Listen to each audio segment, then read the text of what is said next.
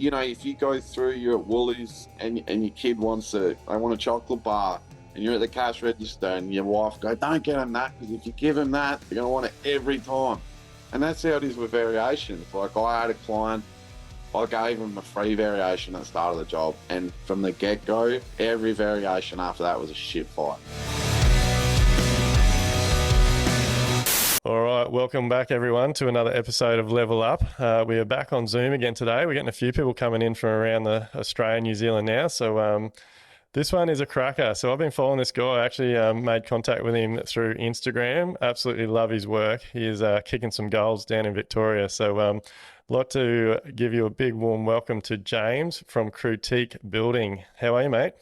Yeah, not too bad, mate. Mate, you're kicking goals down there, like the quality of your work and the jobs you're doing. I see lately you've been in a few magazines, so good on you.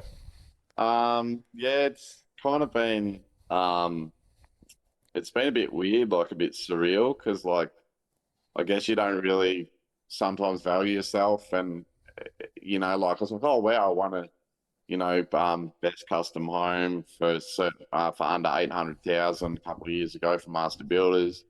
And then we've been in a few magazines, and I kind of still don't up until recently, didn't really value myself. Like, we do build a product that people will line up to want, just, I guess, because I know it's yourself and you just don't look at yourself like that, Well, it's hard.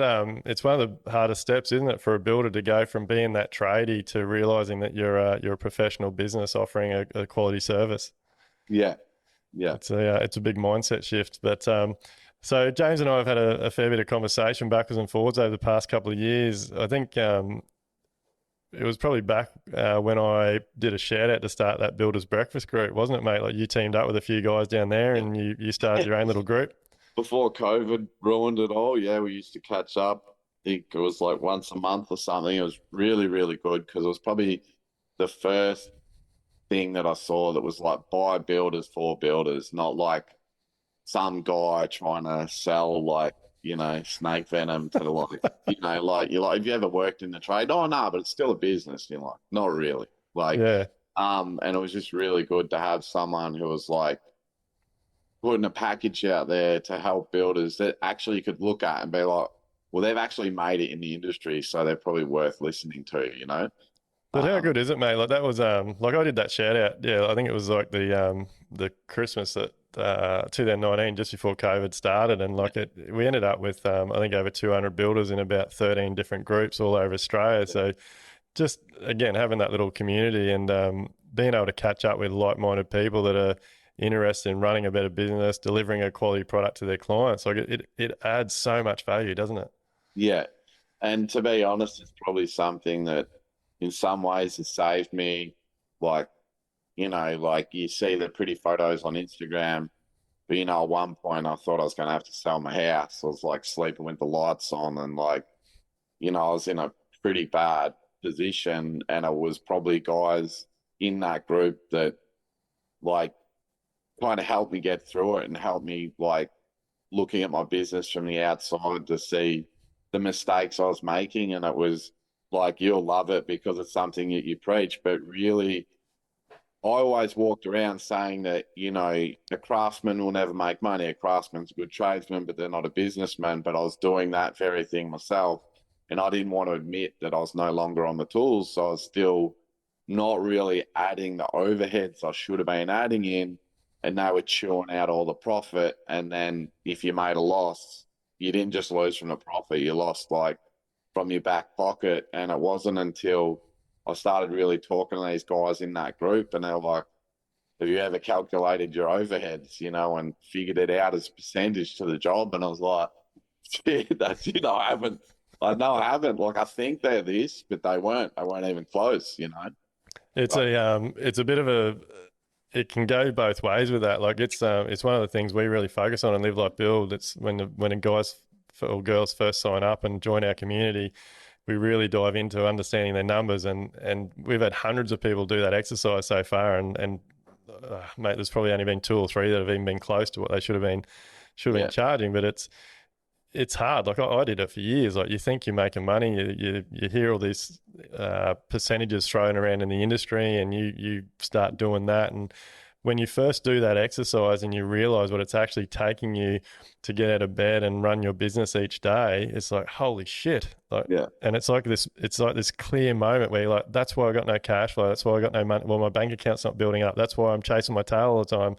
And it's once you do that exercise, it's like it empowers you. Like Yeah. you can sit at meetings and make educated decisions, knowing that you're not going to lose money.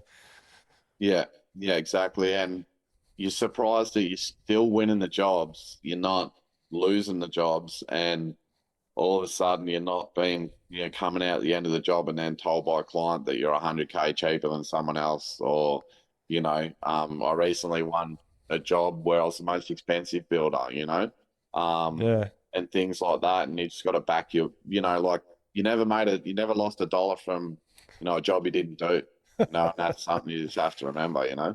Yeah, and then so the other side of it is you like so many guys that do start to understand their numbers. They're like, "Fuck, I'm never going to win another job. Like I'm struggling to win jobs now. How am I going to win a job if I charge more?" And that's where it comes right back to just having confidence in your product and your team and your culture and what you're actually selling the client. Yeah. Like I think so many builders underestimate the service that we're actually giving to our clients. Sorry to interrupt, guys, but we've got to thank our sponsors because without them, we can't keep delivering you this incredible podcast. So, massive shout out to DPS Constructions, Quotees, Live Life Build, and 44 Gallon Films. Make sure you go and check those guys out, support them so that we can keep delivering you this incredible podcast. So, mate, I'd like to hear a little bit about how you got, like, how did you get into the industry? Like, are you a typical tradie? Did your carpentry Yeah. apprentice? Like, Yeah, so I've kind of got one of those old school stories where I wanted to get an apprenticeship, and dad's, customers next door neighbor was a builder, and rang him up and he said, "Oh, ring me in a couple of weeks. I've got a big contract coming through." I'd ring him up, nothing. Then 2 weeks later, call him. Eventually, he asked me to come in, do a trial with him. And I did a couple of days and he put me on, and it just happened that that builder at the time was probably one of Melbourne's best builders. Like this is like in the early 2000s when there was maybe three real high-end builders and they were one of them. And, we were working on like Lindsay Fox's houses and like, Irving Road, Toorak, which is like the most expensive street in Melbourne. We did several homes in there. I did some homes nearly went the length of my apprenticeship. So I kind of fell on my feet getting to work on a job like when you're talking to the builder in your last podcast, where like I worked with carpenters that were 50 years old, and I had to get every tool out for them, put every tool away from them, no back chat. I got all the lunches. I got every shit job. Like I remember the first job I had was building a basement. And, I'd go to trade school and these guys are knocking up frames and I was so jealous. But then later in my time, like I'd build basements. Like I can teach you to build a frame in a couple of, yeah, couple of weeks. But, if you know how to build a basement, you know what I mean? Like I was just yeah. getting this information that at the time I hated, but then later down the track, I was just like, wow, I just learned stuff that just would never have got anywhere else. It's hard. It's hard at the time, isn't it? Because like, yeah, you get into the industry, you think you want to be a carpenter, but like ultimately, if you want to become a builder, you want to be doing your apprenticeship with a builder that's Yeah. teaching you everything. Like, Yeah. I sort of try and preach to my team at the moment. Like, sometimes you got to put up with a bit of shit. You got to do the shit Yeah. jobs. But if you ultimately want to become a builder, you have to know everything. Yeah. And I feel like, especially at the moment, like I think a few of my boys get influenced by mates of theirs that are just throwing frames up for volume builders, and Yeah. they're like, "Oh man, my mate's been an apprentice for 2 years and he already knows how to smash a frame up." And I'm like, "Well, yeah, but does he know how to set out? Does he know how to do a slab and footings? Does he know how to do a floor structure? Like, Yeah. it's all good to be able to do a frame, but I guess that's the other shit side of the industry, and you probably have it as well. Like when you're trying to put on a carpenter these days, and you put an ad out for a carpenter, and you get a guy that's done his whole apprenticeship just doing fit outs. You turn up and you want him to do cladding, and he doesn't know how to do cladding. Like it's like Especially especially right, kind of stuff you do, and I kind of do on a smaller scale, like renovations. If you can only a one trick pony, like it's the builders just. I had a guy like that. All he could do was frame, and I just burnt money flat out. Like, yeah, you need the days of like a carpenter being able to do everything is kind of almost in the past. Like, there's guys that are just framing. Some guys are just putting eave sheets on. Like, Yeah. like it's Yeah. making it hard. But yeah, if you want to be a builder, you really like. I was just lucky. I did an apprenticeship with a company that built high-end homes, and I was literally doing the basement and hanging the doors. Like, I got to see everything. Whereas I had guys, I'd talk about concrete at trade school, and they'd be like, Rio, I was at this steel stuff in the concrete, and like just no idea about anything other than knocking up a frame.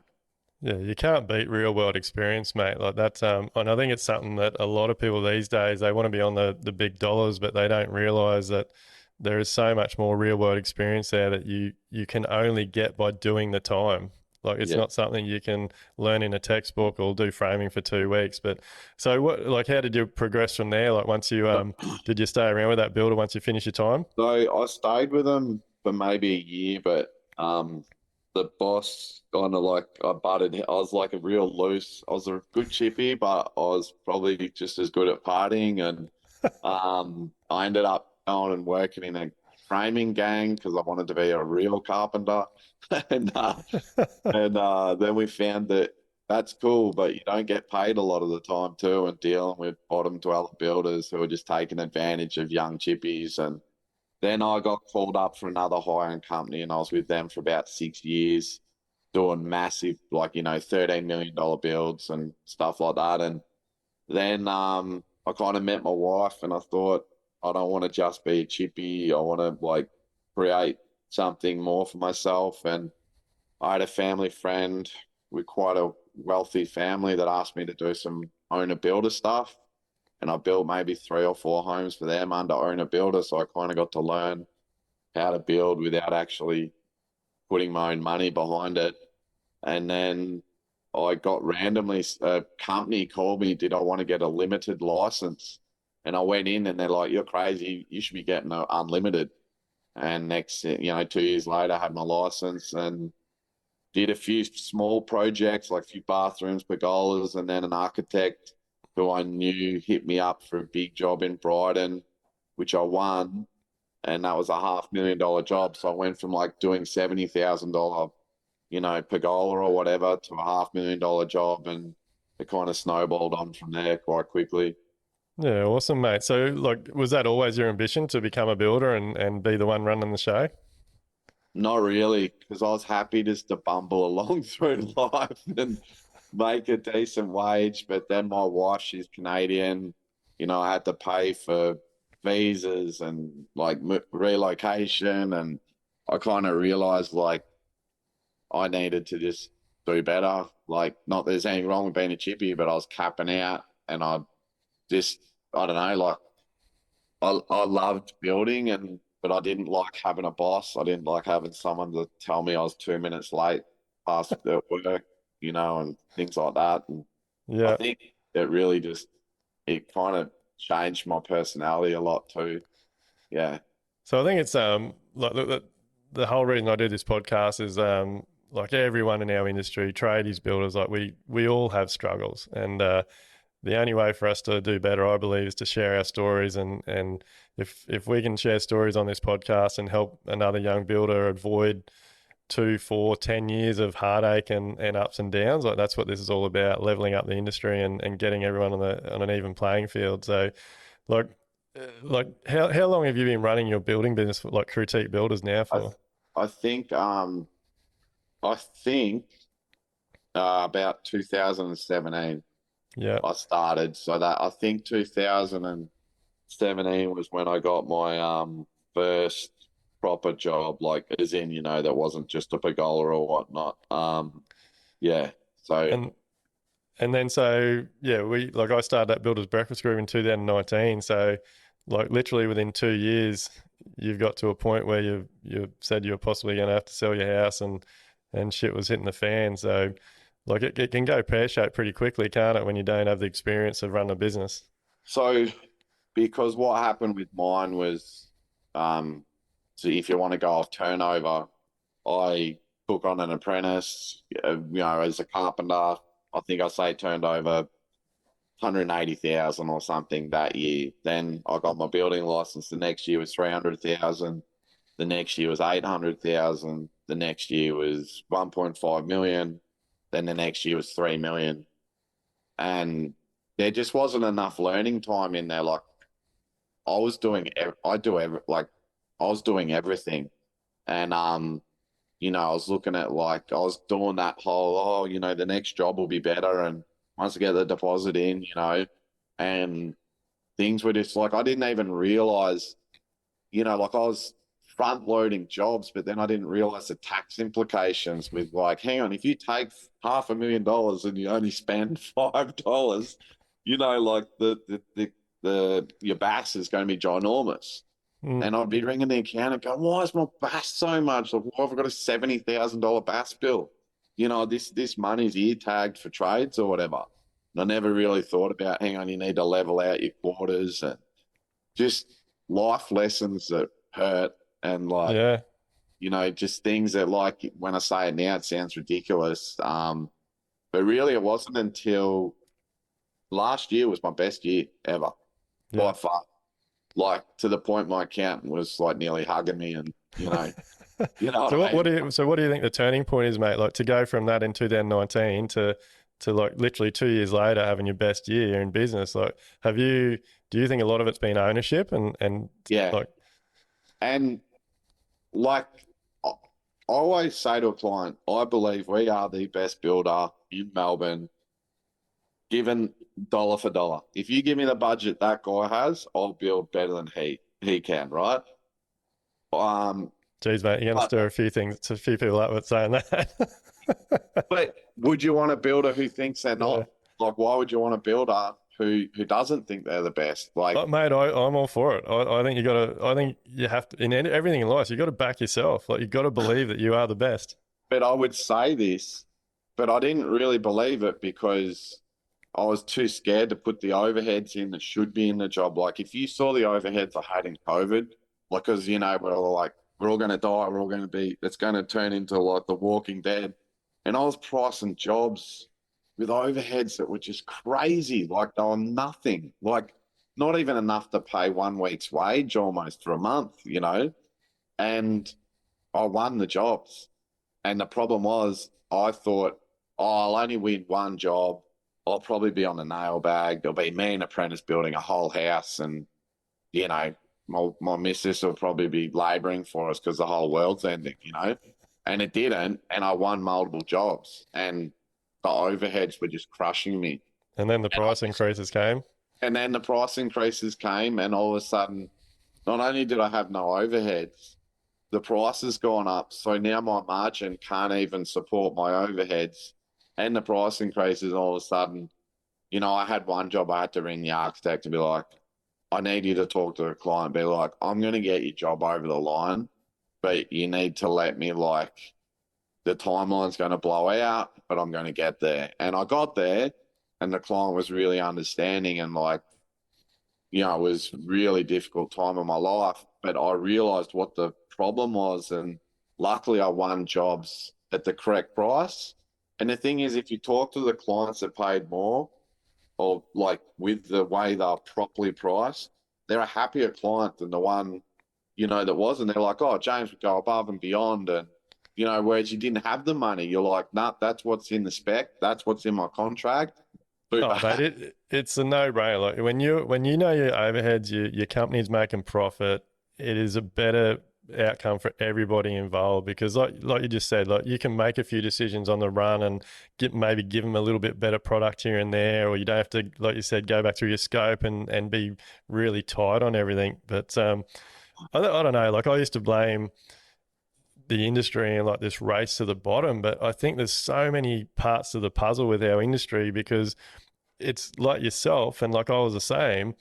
You're a young person coming into the industry that has never built or taken on a project before, and all of a sudden you're running a business and you have to know what it's taking to run your business. And a lot of the time you just float by. You want the next job and the next job to get some money in the bank.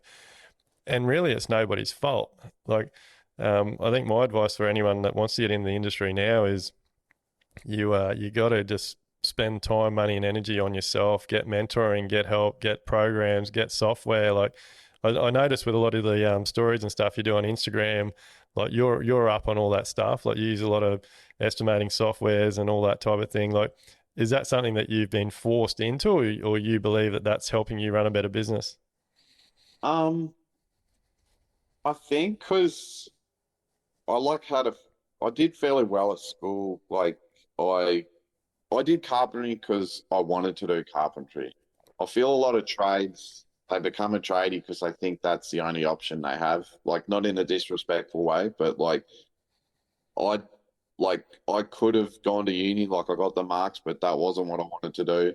And I kind of knew, like I treated like being a builder like it's just a big school project. Like what's going to be the most efficient way of doing X, Y, and Z, and I stumbled across Build Exact, and because I wanted a takeoff tool, but I still talk to guys that are starting out, and they're like pen and paper, doing pen and paper takeoffs. I'm like, what are you doing? Like that is, it's just like it's going to take you forever, and just trying to like streamline everything. Look, the way our cost track is really old school. Like I literally have a spreadsheet with like every element of the job in it, and every time a dollar goes out, it goes into that element, and I can literally see what is maxed out, what still has money left in it. Because after like having those issues with losing money, it helps me sleep at night that I can look at a spreadsheet and be like, the frame's still got X amount in it, and I reckon there's this much to do, and I've got my Yeah. profit line, everything. It is really double-handed and stuff, and I know you can track on zero, but I just like the fact that I can like look at it and see it. So I kind of be old school in some ways and new school in the others. Yeah. I think it's the best way, mate. Whether But whether it's technology or spreadsheet, like having data that's visual that you can look at constantly. Like every Tuesday we review our numbers, like where every cost is at on every job, what we spent so far. Because exactly like you just said, like you can sit there and go, well, shit, the boys have probably got this much left on framing, or this much left on fit out, or the plaster is nearly done there. And if you need to sort of like the way I look at it is, and especially through COVID, it's what saved us. Like there was things that the prices were going up, and like I knew we were going to lose money on, but because I like we use quotes, it's our own software, but because I quote the job so accurately and have so many line items, I could look through and go, oh well, shit, we've got that much in for scaffolding. I might shop around, see if I can possibly, maybe I can, instead of full height yeah, scaff, I can change the guardrail and some build up, and like we were yeah, doing things like that. So we might have picked up 5 grand here, 2 grand there, which helped cover to something else that had overrun. And without being able to look visually at that data and make those decisions, man, we would have lost quite a bit of money on a few jobs through COVID, especially with all the price increases. yeah. And also, what it saved me with, which was what I love it with, is when tradies put variations in, because I'm putting them all in my spreadsheet. I, it's hard for someone to, not saying they do it on purpose, but double up. Like I've had to ring a plumber before and be like, you charged me for that back on the 23rd of the blah blah because it's in my spreadsheet already. A lot of tradies are very blasé Yeah. with their billing, and some jobs go for a year, and and it's helped me with like, hang on, why is this bill 25 grand, but my line only says 22? Go back to their quote. Hang on, mate. Um, it's had a lot more benefits, but it helps me sleep at night, so that's why I do it as well. Yeah, I mean, good I've on you. I think data is so overlooked in for builders, mate, and it's such a powerful tool to have on hand to regularly review.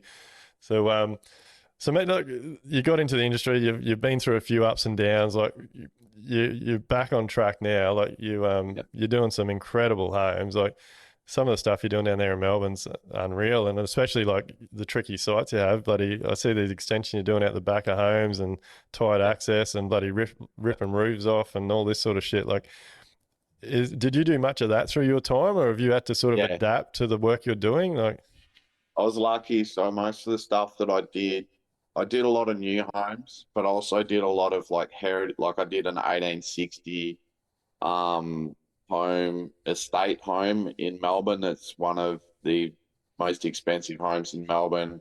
I spent 3 years there restoring it, and I did a lot of period renovations, like extensions, so cutting into old roofs, and that was nothing new for me. And my carpenters, some of my carpenters are from that industry as well. So I kind of just know it, like from when I was a chippy. Like I can kind of look at an old home and be like, it's going to be a pitch and prop roof. It's going to look like this. So when we cut in there, this is what's going to need to be done. Um, and yeah, so those kind of things are not daunting for me, but sometimes I do walk on the sites and think, I don't even know how we built this. Like, Yeah. yeah, But like I know you talk about it a fair bit in your socials. Like I love how you like I do it as well. Like I believe like a client can't just try and get 3 quotes from 3 builders, because if a builder doesn't have experience in the type of job they're doing, it's not apples for apples. It's not 9 times out of 10 it's going to end in disaster. It'll take 3 times longer than it was meant to. There'll be variations all over the place. So like I love what you talk about, and I think it's really important for clients. Like you have to find a builder that is building the type of job you want. yeah. Like if otherwise it's just not going to work. No, that's right. It's like, and that's this silly thing about it. And once you explain it to people, they really kind of understand it. But I'm quite lucky now. A lot of people that I build for, they just want me to build their house and not like really shopping around. They've been recommended me and they're going with me. But even when I'm selling it to people, like, you don't go to Hyundai, BMW, and Mercedes and then try and play BMW and Mercedes against Hyundai. They just tell you to like, we'll see you later. But for some reason in the building industry, clients seem to think at the start, oh no, you can buy the Hyundai, but you'll get a 7 Series BMW. You don't get a Hyundai, you know. And that's one thing that I find it easiest to explain to people when you go back to cars and stuff, and they're like, oh, that makes sense. Like, why would you think that just because there's 3 builders, if one guy's 100 grand cheaper than another guy, A, is he even got the price right, and B, is the quality of build going to be this like for like? Like I always say to people, unless you've got documentation that's 2 inches thick, if you give 3 builders same set of plans, I guarantee if they build them all side by side, you'd have 3 completely different homes. Yeah, 100%. They I love it, mate.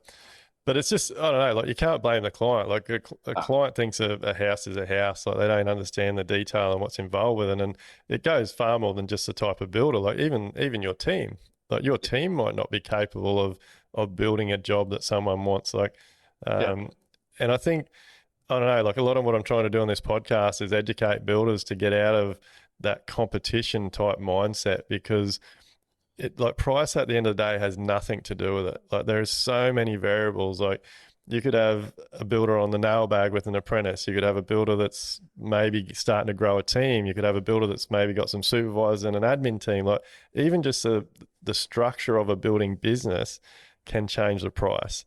And then on top of that, you get into what we're talking about, like the level of experience, and whether that builder's a volume builder that just smashes out frames and builds a house in 12 weeks, or he's a builder like yourself that some jobs can take up to 12 months. Like it's chalk and cheese.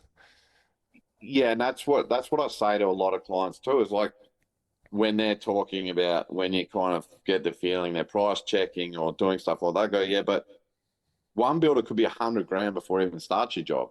If he's got some builders have their own accountants, their own bookkeepers, their own lawyers. Yeah. Hey, you're paying for that, but then there could be, as you said, an old school builder who's just got the one apprentice, one carpenter on the nail bag, build your house from start to finish. Obviously, he's going to smash that other guy on price, but it's a different product. Yeah. Yeah. Um, and it's the same comes to like, there's no bad clients. It's how you manage your client. Like I used to think, man, this client's a pain in the ass. But it was because I let them be like that. It's like now that I've got, Mate, now that I've dropping got, bombs, dropping yeah, bombs. now that I've got kids, it's like you look at someone's kids, oh, those kids are assholes, but it's because the way they've been brought up. it's not the kid's fault, you know. Yeah. And it's just like when I always say to people, probably shouldn't say this on a podcast, but sorry if any of my clients are watching, but they're like your children. Like, you know, if you go through, you're at Woolies and your kid they want a chocolate bar, and you're at the cash register and your wife go, don't get them that, because if you give them that, they're going to want it every time. And that's how it is with variations. Like I had a client, I gave him a free variation at the start of the job.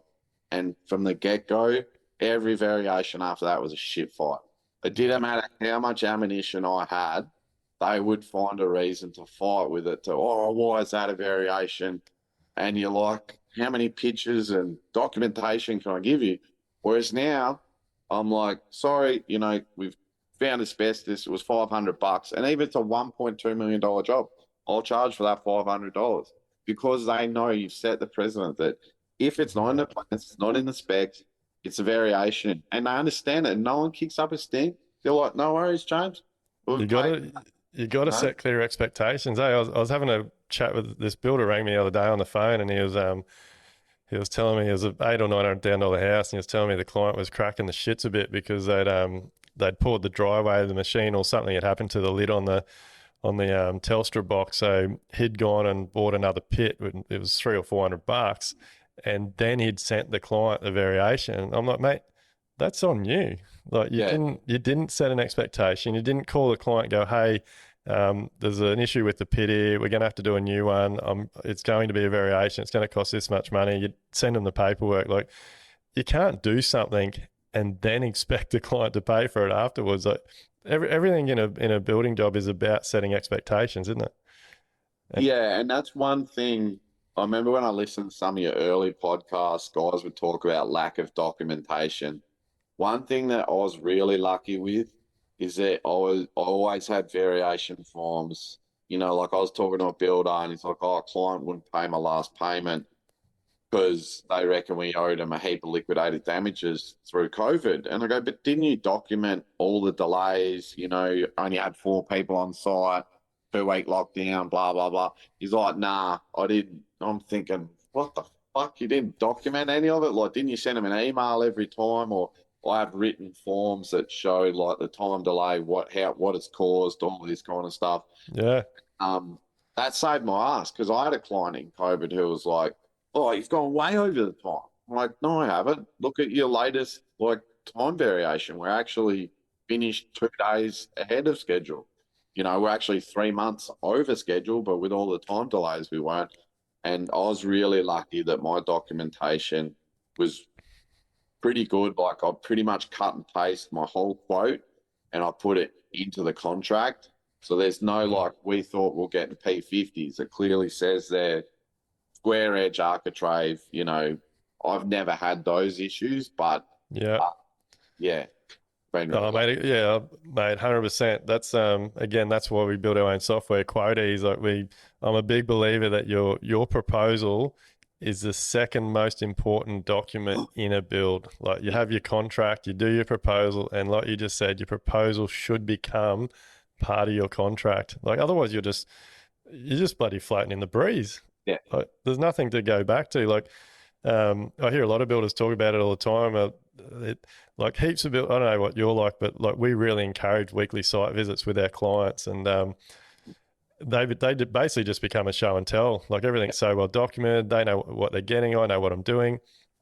But I've heard so many builders over the years where they don't let clients on site, so the client's almost got to like break in on weekends and try and have a yeah, look at the job, and then they get an email and it'll be like, oh, we didn't sign off on those skirtings and architraves. Like, we don't like them.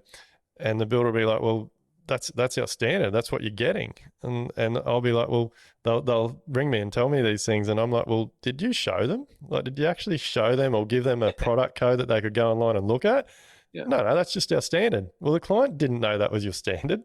Like, you can't blame the client for wanting it ripped out now and something different when you haven't educated them and actually shown them. Or, yeah, like I said, it could be as simple as in your proposal having, we've allowed for this skirting, and having a product code that they can, or a link to something online. Like, I guess a lot of builders get um, they're already overwhelmed. They haven't got time, and then they don't think they can do everything. So and all this stuff just sounds like more work that they haven't got time for anyway. But at the end of the day, like doing this extra work in the beginning, it all makes the jobs run smoother. It makes you make more money. It makes your jobs more efficient. It makes the clients happier. Like it's awesome to hear that you got good processes made in your business. I want to know your process behind all your tiling, mate, because I was telling you before the one of the things that I first saw on Instagram and I started following you was your tile setouts, mate. Like I love tile setouts. I think they're very important. I can't stand seeing bloody waste in the middle of a Yeah. full tile or on the edge and all that shit. So like Ah, you're so obviously a perfectionist. my Tyler, I've now been working with him for probably 15 years.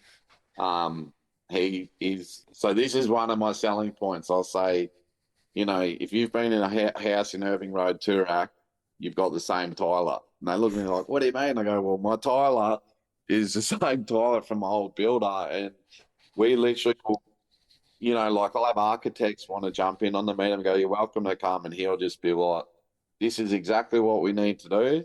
And I'll be in with him and I'll set out I'll set all the niches out. I'll ring him up, get how his tile set out's going to be. And I'll oversize all my niches so then he can make them work the tiles. And I've literally every job we ever do at the end, the client or architect will comment on the tiling and be like, this is the best tiling job we've ever seen, or he's amazing.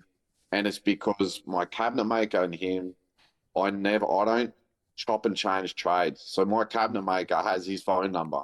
He'll ring Yeah. him up and be like, listen, are we going to put the vanity in first, or do you want a tile first?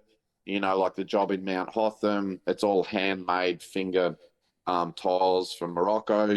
So we're like, let's put the vanities in first, because if we put them in after, it's going to be impossible. So my tiler will he'll mark out where the vanity is going to go, and then he'll leave the tiles out where they have to, and then they'll fit it and then tile around it.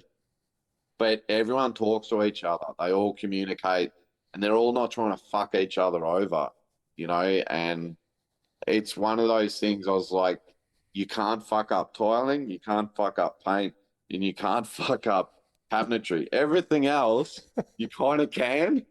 No one notices it, but they're the most important things. Yeah. And so at the end of the day, like that is because they're the big selling points. And I just feel anyone an untrained eye can tell if tiling set out's wrong. I get my clients, oh, we don't want those little silver things around the edges of the tiles. I'm like, don't worry, if my tiler brings a tile trim on my site, unless it's for, stopping a tile or something, he'll be kicked off the site. So, Oh, yeah, mate, and like again, that's what you're paying for. You're paying for that extra skill and that level of detail. Like I've seen a couple of your posts where like you had some really detailed mosaic type tiles, and like that's a lot of effort setting that out to finish with full tiles. Like that's what I like to. I hate little cuts and yeah, joints and along the sides of walls, it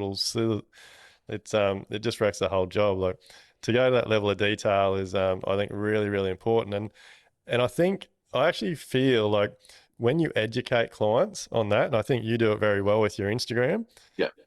clients see value in that, and they will pay to get that service. Yeah, that's right. Like, so I started off Instagram as a bit of fake it till you make it, because I was like, shit, how do I become a builder? So I like started doing all the stories, and like I had this one big job in Brighton, and I just like flooded my Instagram with this job, and I started getting a lot of followers when it was a lot easier to get followers. And then I noticed that, hang on, the clients love this. They like I don't even one of my clients, I haven't had a site meeting with them, even though we just kind of said it's not a good thing for weeks. Because they're like, well, we see it all on your Instagram, and they trust me, and they're like, it's at frame stage, or they'll come through out of interest. But like it's been really good for that. Like the clients will message me, or be like, oh, that's amazing. We, just saw our house on your Instagram, and they love seeing the process, but they then understand like that's what they're paying for. Like, I always say to owner builders, like you can give a chef a heap of ingredients, but if he's not a good chef, he can't cook a good meal. It's just like you can have a heap of good trades, but if they're not directed and they're not, you know, made as a team, you won't get that product. Like you just won't get that, like where the cabinetry looks like it grew in the house, not like someone's just plonked a cabinet, a kitchen in the corner of the room. And that's what I feel like you get when you use a good custom home builder, is that from base stage, they're thinking about how's this going to work, or how's the tile set out going to work, how are you going to integrate the cabinetry in with the stone, with the tiles, so it doesn't just look like each person come in, did their job, and that was it.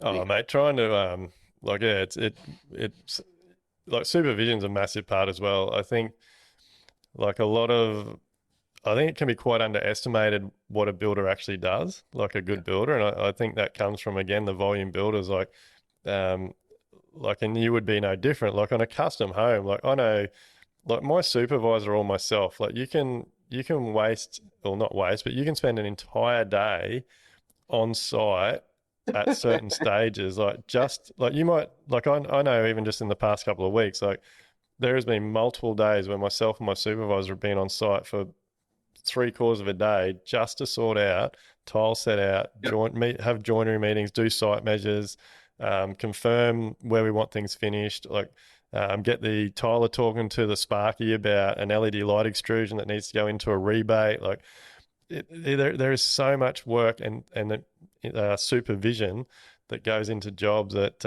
I think a lot of the time gets overlooked. And it's something that's got to be worked into your budgets and into your overheads and all those types of things. So yeah, it's all really really important. But I think your Instagram does it really well, mate. Like the value you're adding to your clients by showing them.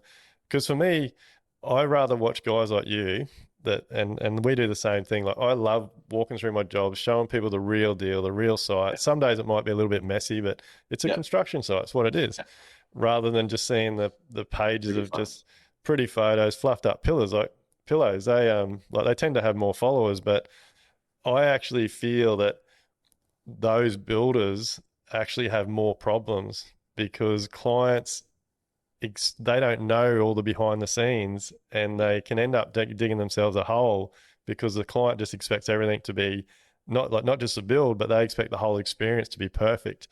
And when Yeah. it's not as perfect as the perfect pictures, it can turn to shit pretty quickly. Especially when, like, I remember I've shown ones, I have had some shit sites where I had one where it just had water, just constantly getting water through the site. And, I put photos up, or, images up on Instagram and videos. And I remember then when I went to talk to the client was like, wow, I can't believe how bad our site was. Like, and so then when I was doing the variation, they weren't like, oh, what's this for? What do you mean water was pissing into the holes, And you're like, because they've seen on Instagram, it looked like someone had a garden hose shoved in the side of the trench. And they see it and they understand. And then you have other clients who will be like, oh, that site, remember that site that had all the water coming in? That's only just up the road. Like, we have the same issues. And, like it helps them see like that it's not, yeah, as you said, it's not just like puffy pillows and pretty pictures. There's a lot that comes in behind the scenes to get to that point. It's a And lot it of can, education, isn't it? Like, yeah, yeah, and you're by using your like I believe social media is a very powerful tool. I think it's a bit underestimated. Like you can show things on your social media that answer questions for clients. And so you're not answering the same question every time. Like you can solve it in a video or a story or whatever or a post. yeah. But mate, how did you get the job up in Hotham? Like that's a fair way from you, isn't it? So their client that I did, so their house was in a magazine that I did. I think in COVID, I did a full internal refurb for them. And I got on really well with the client. And they bought this chalet in COVID and basically said, James, we want you to renovate our chalet in Hotham. And I'm like, I don't even know how I'd quote this job. And they said, no, no, no, cost plus. Like, we're not even, we don't want you going broke on our job. And like, that was a big sigh of relief. And um, they basically just said they want me to do it. I don't want anyone else to do it. So how Um, far is that from where you are? 5 hours. Yeah. So are you using your normal trades, or you got Yeah. you need? Yeah. Yeah. So when you go up there, every trade is from Melbourne because I've done stuff remote before. Like I did a job in Buchan, a self-sustained house. Actually, it was one of the owner builder ones. And their dad wanted to use trades local, but they're finding like people in country towns would charge like a ginormous call out fee and only traveling an hour. But in Melbourne, you travel an hour just to get to work, you know. So the dad was like, screw that, just send boys up, charge me travel time, send them up for the week.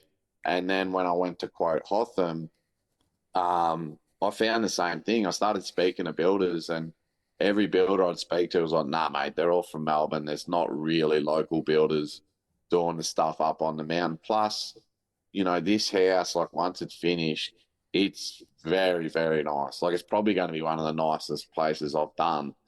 And the trades kind of have to come from Melbourne because they don't have that kind of facility up there for those kind of works. But I was laughing when you're saying about the measuring because all I do up there, my boys just laugh at me. I'm just on the measuring tape. Hang on, this hydronic towel rail needs to move over 10 mil to be centered between the shower screen and, you know, the vanity. And I reckon I've measured the hydronic towel rails 50 times just to make sure they're exactly centered and, you know, that the waist is exactly centered. So you've got, you know, perfect tile set out on the floors and all those kind of things. But it has had its speed humps. Like it snowed for the first 2 weeks of the job and we couldn't get trucks up the mountain.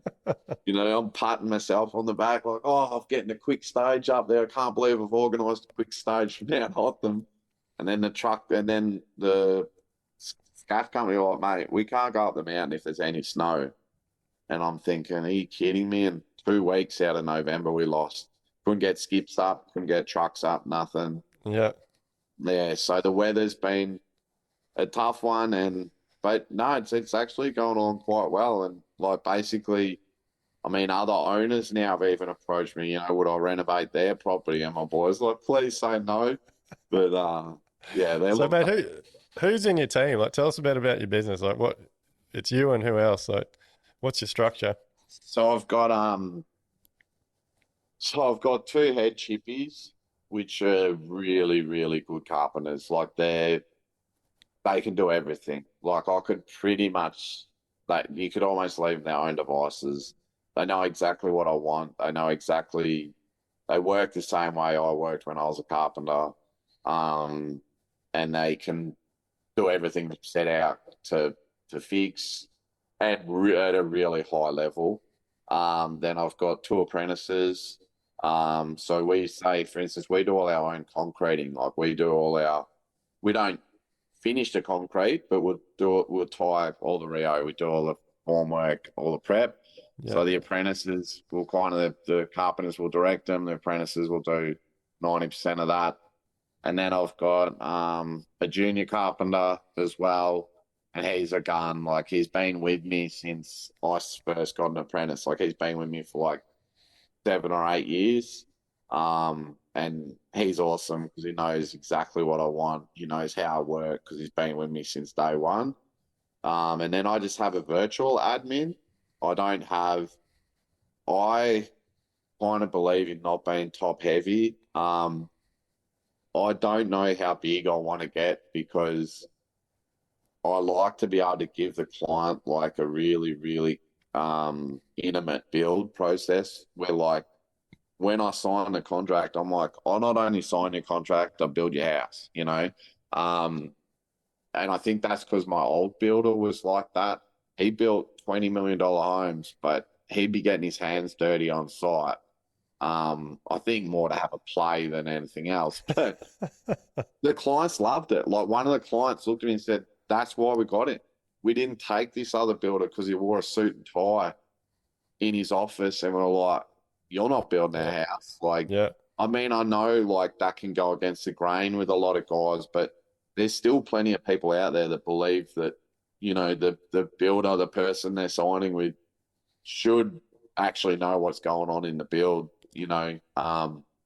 Oh, 100%. I agree 100%, mate. Like I don't get my hands dirty anywhere near as yeah, much as I'd like to, but like I think I've been incredibly lucky. Like my supervisor is unbelievable. My team are incredible. Like a few of my older chippies that have been with me for a very long time, like they're all craftsmen. So yeah, I think that's really important, and I think in the work that we do and you do, like, and the money that people are spending, like, it is very personal. Like they want to know that what they're asking for and the expectations they're expecting are getting met. And like I make sure I do all my client meetings myself. We like it is very personal, and I do think it really helps build those connecting relationships. Like you're not, it helps with everything. It helps with getting paid. It helps with like handling defects at the end of the job. It helps with referrals, like all that type of thing. I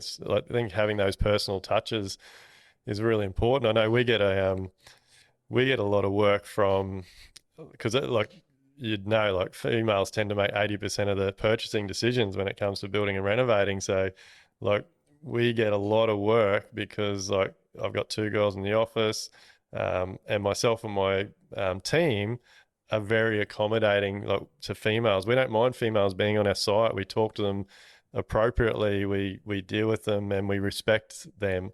I think a lot of builders, even when it comes to that sort of thing, they can lose work because they don't communicate or respect a female's opinion or input. I think they like I've heard stories where builders will only communicate with their husband. Like yeah. you can't be like that in this day and I age. I communicate with the husband at base and frame stage, and then I feel like he becomes obsolete once it's not into selecting the kitchens. I'm like, right, and I'm not talking to you anymore. And they just start laughing. But you're right. Like you, I think you got to. I try to make it not like a business transaction. I'm like, Mm. this should be fun. You're building your dream home. Like we're not building some house because you're like, I just want a house, over a roof over my head, and be able to cook a hot meal and have a hot shower. You're building like in some without being a wanker, like you're building art. You're building like something that represents you because you're selecting every single thing. And like often I'll say to the wives,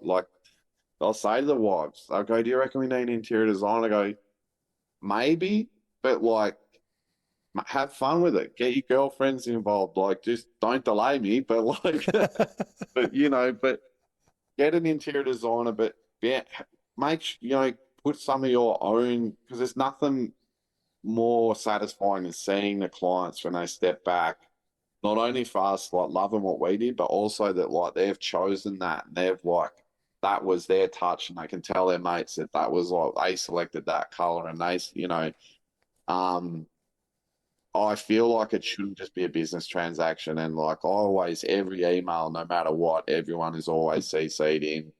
But I definitely do find though that once we get past frame stage, the husbands definitely take a backward step.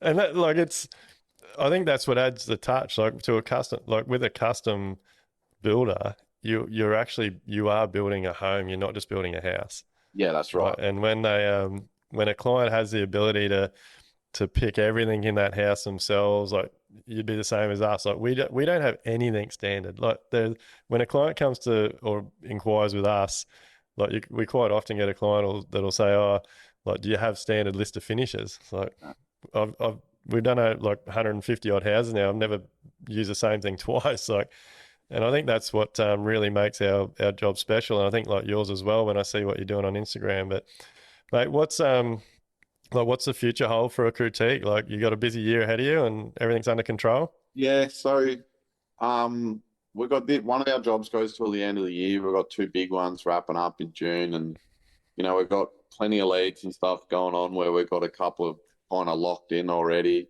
But I'm like happy where I am. Like I want to kind of keep it how I am, as in building, four homes a year, of high quality. I want to potentially build and have a couple of office staff. Not, I don't want some massive juggernaut of a company and brag about turning over 30, $40 million a year. I kind of just want to stay in my lane and build quality products that people will line up to have built, which I'm finding I'm now getting. Like often I'll go to sell myself to a client, they're like, no, no one, you're just doing it. No one else is doing it, you know?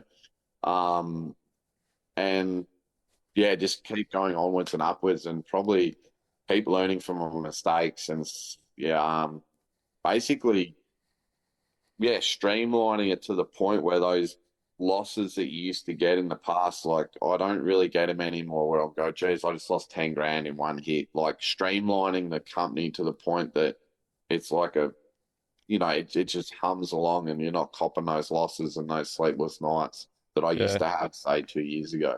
So yeah, so working more on the business now, like Yeah, you've got your team and you've built your reputation. Now it's time to focus on the business. yeah, that's right. Yeah, to cut it down. Yeah, exactly. But I'm not.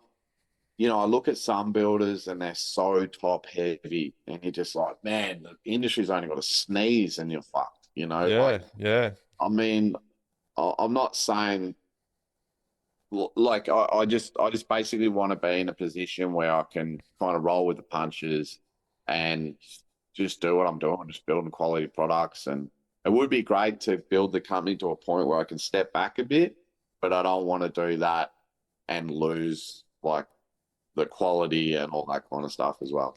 yeah, mate. What's some advice? Like, so for anyone out there listening, I guess more so builders, maybe tradies, but Yeah. like, I guess what's your three top things? Like, seeing coming through the experiences you've had and where you've like the difficulties and things. Like, if there's someone out there that's having similar issues or even starting out, what's your three top things to get in a good position and have a successful business?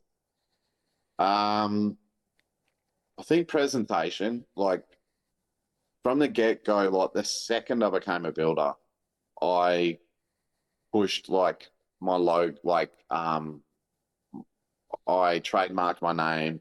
I made sure all my sites were very obvious. It was a critique site. My car was sticking up. I was always well dressed. All my carpenters had to wear our gear because I'm like the owner is paying critique. If you just got guys wandering around the building site, they're like, why aren't we just paying them? And to brand yourself, so to make a brand where people are like, we want critique building our house, not like Yeah, we want James, they want critique. So that it was making a brand, and that was one of the things I learned from.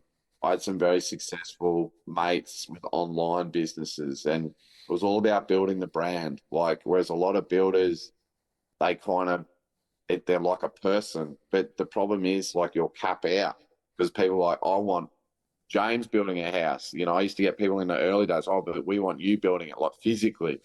So like building your brand, but then also I think one of the biggest ones is knowing your worth. And like I had a builder recently say to me that he was cutting his overheads, and I'm like, no, dude. He's like, I'm going to just wrap him into my profit margin, and I'm thinking, dude, I was like, dude, that's how I nearly went broke. Like, please do not do that. Like, understanding your worth and being and like knowing what it costs to run the business, because there's no point winning a $500,000 job if it's going to cost you money, and you may as well just worked on the tools and done the odd Saturday for someone else. yeah, And at the end of the job, you've then got a job hanging over your head for 10 years that you made no money on. So I think self-worth is one of the biggest things for me, because so many guys probably don't realize how much they're worth. Like I was in a builders group, and one of the guys said, how much do you think you're worth an hour? And some of these guys were saying like $80 an hour and things like this. And you're just like, why would you say you're $80 an hour? Like you may as well just go work on the tools for someone. yeah, yeah. Um, It's very and misunderstood, all that sort of hourly rate stuff in it. Like if you're paying a chippy $50 an hour, they're really costing your business almost $80 an hour. yeah, Like that's right. you try and explain that to people, and they're like, no, they don't. Like as if they cost you $80 an hour. I was like, mate, sit down and work out your overheads, your insurances, your work cover, like all everything. Yeah. It's a lot of money. Yeah, yeah, that's right. And I think a lot of guys like with the building industry, like a lot of guys just going blind, and like that's why it's got such a high failure rate. And when you do your building license, there's no business course in there. There's no like extra accreditation you do to show how to run a business or understand a Yeah. business. Like I remember an accountant going, "How much do you charge your apprentice out?" In early days, I was probably charging him out for $15 an hour more than it was costing me. I was like, "Mate, you should be charging him out at like 3 times what he costs you." And I'm like, "That's ridiculous. You can't do that." But Yeah. really, that's what he needed. If you, by the time you put all his everything he's costing you in, that's what it was. Yeah. No one teaches you that. Yeah, no, that's awesome, mate. Look, it's been an absolute pleasure having you on. I think you're going to keep kicking goals, mate. Like I love the quality of work. Love seeing your stuff on Instagram. So, for anyone that wants to check James out, go and check out Critique on Instagram. He's doing great things for the industry and good quality work. Go back and check out his old tile set out videos. They're cracking. Look, for anyone listening to the podcast, please like, subscribe, share it around. Like the only way we can improve our industry, create a new industry, and get all builders and tradies running successful, sustainable, profitable businesses is if we all share our stories, we work together, and we help each other out. So, hope you've enjoyed the podcast. Thanks, James, for coming on board, mate, and stay tuned for the next one. Cheers, guys.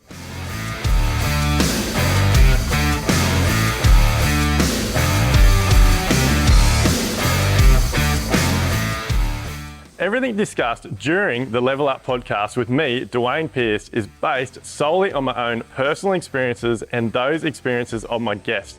The information, opinions, and recommendations presented in this podcast are for general information only, and any reliance on the information provided in this podcast is done at your own risk. We recommend that you obtain your own professional advice in respect to the topics discussed during this podcast.